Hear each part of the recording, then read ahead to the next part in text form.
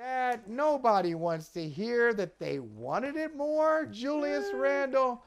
The Knicks are also down, like the Warriors, Natalie. The Knicks are also down 3-1. This time to the Miami Heat. We thought that series would be interesting. It really is not what we thought it would be. Kelsey Nicole Nelson is here. And Kelsey, I put this in my feed that this Heat culture is a thing. Like this is if I had to name like 5 organizations, no matter who's playing for them, 5 organizations that I respect, they always give you a good effort, they're tough to knock out.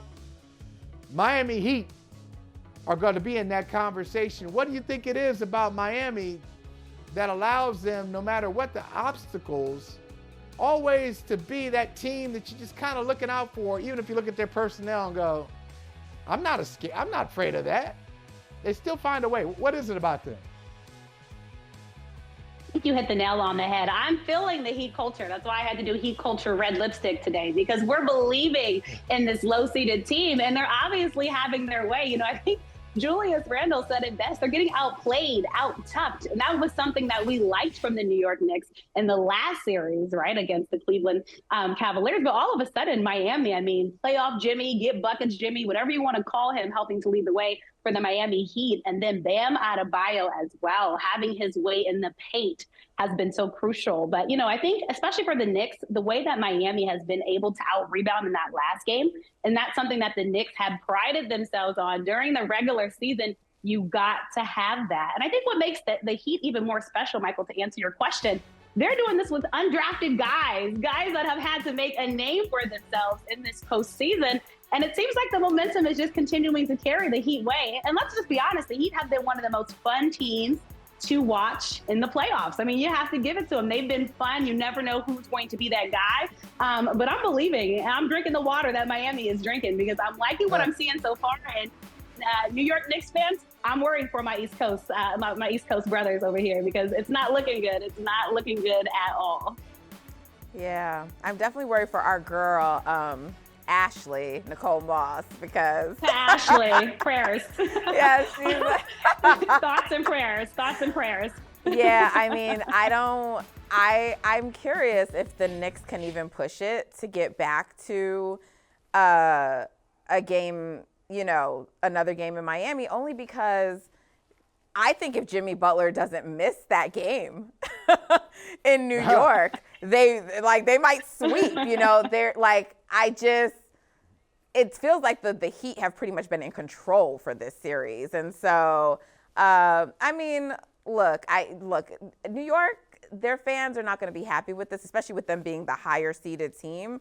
But Jimmy Butler is the best player in the series. And so, you know, but the Heat are also, Kyle Lowry's veteran experience, you know, is proving to be something that matters. And in general, like, they're hitting all these threes now, and that's something that they weren't doing. And so you do have to wonder at some point if there's going to be a regression to the mean. But right now they're riding that wave, and I think they're going to ride it to the Eastern Conference Finals. So Jimmy's prediction may have just been a little premature. He thought they were going to come out of the play-in and face the Celtics first, but he may get them in the Western Conference Finals.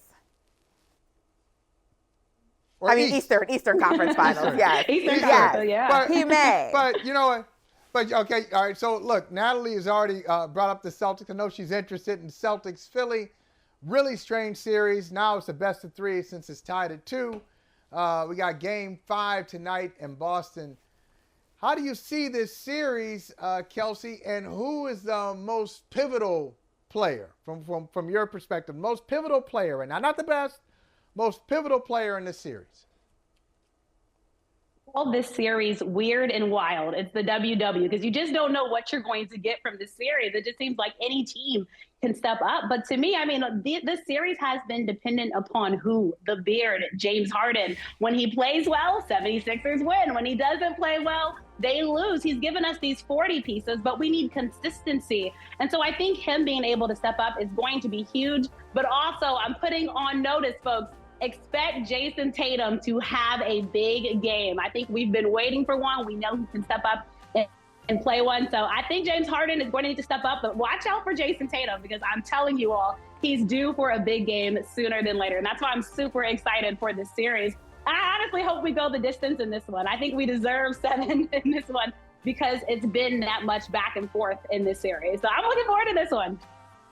Yeah, I think the Celtics need to try to end it in 6. They let one slip away. And I just They should have had it. That's right, Nat. And I just think, now look, the Bear does not have the reputation of coming through in game 7s if it were to get there.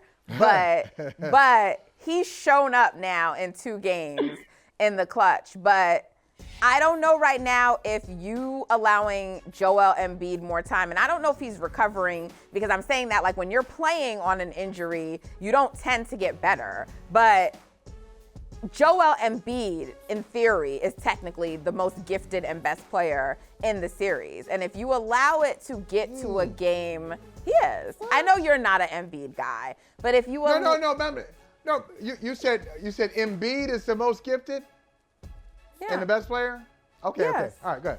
I mean, he just won the MVP. You're not an MVP. I got it. No, I know. No. I admit to you. You know what I heard? You said Embiid. You know what I heard you say? What? I was looking at Harden. Oh yeah, no. Yeah. So I was thinking, it's like, you said Embiid. I heard Harden. That's my bad. You're right. Keep going. Right, but when you look at the 2 duos, right? You have Embiid, who is the MVP, and you have James Harden, who is a former MVP, right? Meaning, like, if that Harden shows up, right? If vintage Harden shows up, a vintage Harden and an Embiid is a better duo than Tatum and Brown. And so even though you're in your building, even though you're in the Garden, you don't want to leave it to chance in a game 7 with a guy who is hungry, who wants to finally see the conference finals, so to me, it's in the Celtics' best interest. You got to go back. You got to go to the Garden and win it and go up 3-2, and you need to try to close that series out in Philly.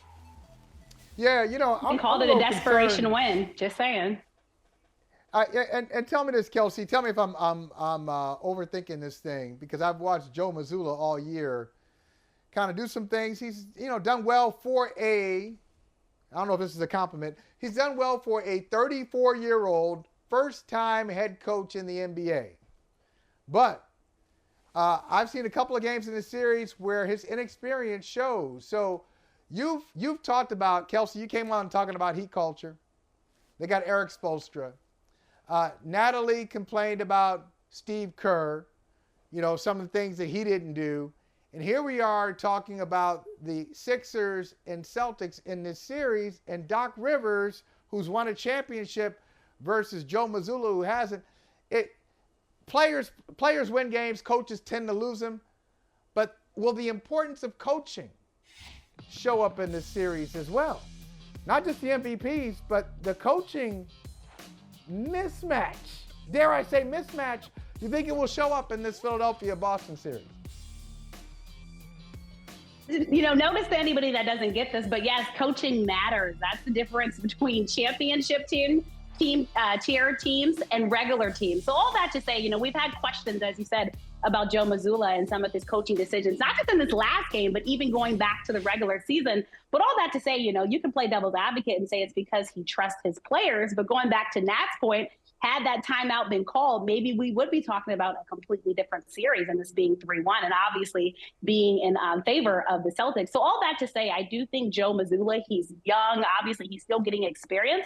But I also think that can be a help for this team because, again, he's putting the trust on his guys. And you have to think that players, they appreciate that. They feel that. But all that to say also, you're hoping that Joe Mazzulla is calling some type of mentor and saying, hey, look, what can I do better? How can I be a better coach? Because everybody knows, I think that the Celtics should be in the Eastern Conference Finals if they are able to close out this series because they have the talent. And I think they honestly have unfinished business from last year, wanting to capitalize off how they did in the playoffs last year. Kelsey, the mentor is the guy who hired him. It's Brad Stevens. He's in the building. Just like the connection must be being lost. Right. Let me get a coffee with you. Let me just buy you lunch real quick. Let me holler at you. This is what I did. What should I do? Listen. I know we're up against the clock. I just want to ask y'all because this story just trips me out so much. Now, Natalie, I want to be careful with this. I know you're a lawyer, legal background. I want to stay out of trouble legally. So I'm going to say allegedly. Allegedly, Tiger Woods' ex says he broke up with her. He ain't even have the gall. He ain't even have the nerve to break up with her face to face. He drove her to the airport, said they were taking a weekend trip, gets to a private plane. He's like, yo, talk to my lawyer. He disappears, and the lawyer breaks up with her on behalf of Tiger, and then say, yo, you owe me some money too. You owe me $40,000. So, yo, how y'all feel? Like, is that like the worst breakup story? I mean, is that the worst breakup story y'all have ever heard? Because I think that is just awful. I mean, Kelsey, for me, ahead. Go ahead, Nat. Go ahead. No, you take this. You take this. This is just messy, and I hate messiness with relationships. Now, I've never, I guess, dated anybody that high tier to be ever broken up with the lawyer, but I would feel a type of way if it didn't come from you. It's like the breakup over a text. But all that to say, my advice for Tiger Woods, and Tiger is a guy I think we all want to root for, close the DMs, put the phone on do not disturb, and just stay away from the women. Date yourself. Date yourself. Learn how to love yourself. Date yourself, because I want to focus on Charlie, and I want Charlie to be great. But instead, we keep getting all this, and we want Tiger to go back to his greatness.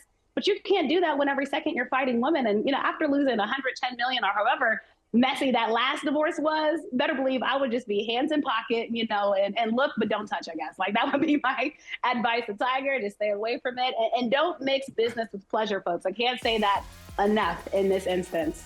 All right, Tiger, we wish you the best. Stay away from him, ladies. I don't feel bad for him. He don't know how to act. You don't feel bad for him? No, he don't know how to act. He don't know how to act. Kelsey, that's what all these stories continue to tell me. He don't know how to act. Kelsey, that's the best advice. Date yourself. Date yourself. Date yourself. Love yourself. There it is. Thank you, Kelsey. Bye, guys. Hey, thank you for watching Brother from Another. If you haven't hit that subscribe button, go ahead and do that now. Don't forget, you can catch us 3 to 4 weekdays on PeacockTV.com and on Sirius XM Channel 85.